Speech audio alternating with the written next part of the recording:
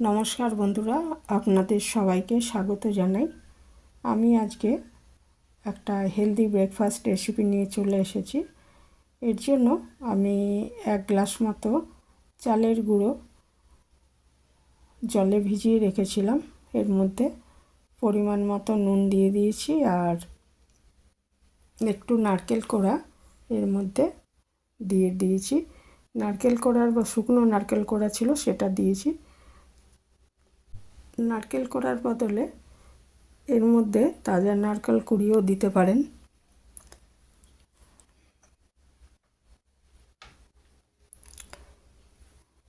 আর এর মধ্যে আমি একটু 1/2 চামচ মেথি দানা ভিজিয়ে রেখেছিলাম, সেটা পেস্ট করে আমার দেখানো হয়নি, সেটা দিয়ে দিয়েছি। আর দিয়ে দিচ্ছি টক দই পরিমাণ মতো, 2 চামচ মতো টক দই আমি এর মধ্যে দিয়ে দিয়েছি। আর এর মধ্যে 1 চামচ ইনো দিয়ে দিচ্ছি। ইনো দিতে না চাইলে এর মধ্যে 1 চামচ বেকিং সোডা দিয়ে দিতে পারেন।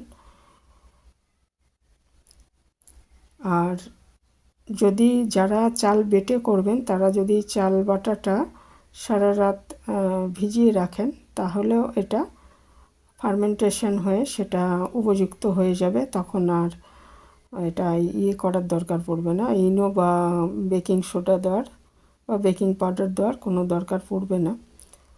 তো আর আমি চাল বেটে নিতে পারলেই ভালো হয়। আমি এটা চাল বাটার গুঁড়ো ছিল, সেটাই ব্যবহার করেছি তাড়াতাড়ি করার জন্য। তো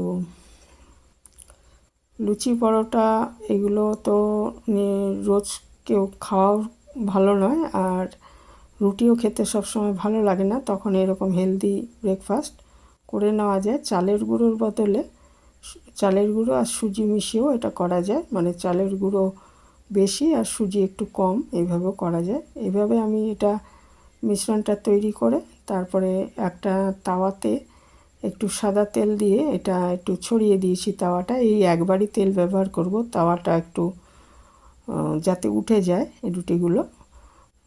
তারপরে কিন্তু আর তেল ব্যবহার করব না, কাজেই প্রায় বিনা তেলেই হলো জিনিসটা।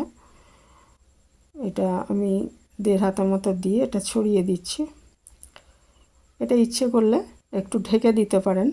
ঢেকে দিয়ে ওপরে পিঠটা শুকিয়ে গেলে আবার এটা এটা নামিয়ে নেওয়া যাবে আর কি। অপর পিঠটা আর করার দরকার হয় না, এরকম জালিদার এটা তৈরি হবে।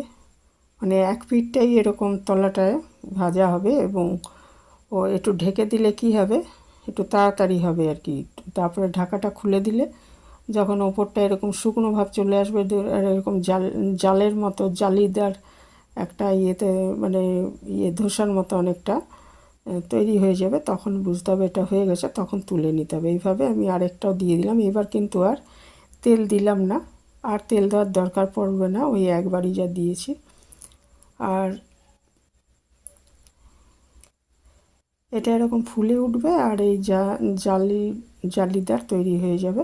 এটার সাথে বাদামের চাটনি খেতে খুব ভালো লাগে। বাদামের চাটনি আজ আমার দেখালাম না, অন্য কোনো দিন দেখাবো। ভাজা বাদাম, কারি পাতা, নারকেল কোড়া, নুন, এগুলো একসাথে পেস্ট করে বাদামের চাটনি তৈরি করে নেওয়া যায়। সেটা এটার সাথে এরকম সাথে খেতে খুবই ভালো লাগে। এরকম চালের রুটির সাথে খেতে খুবই ভালো লাগে। আর এর সাথে কিন্তু কোনো সবজিও ভালো লাগবে খেতে, বা টমেটো সস দিয়েও খাওয়া যাবে। তো এই ছিল আমার একটা হেলদি ব্রেকফাস্ট রেসিপি। এখানেই শেষ করলাম। ভালো থাকবেন সবাই।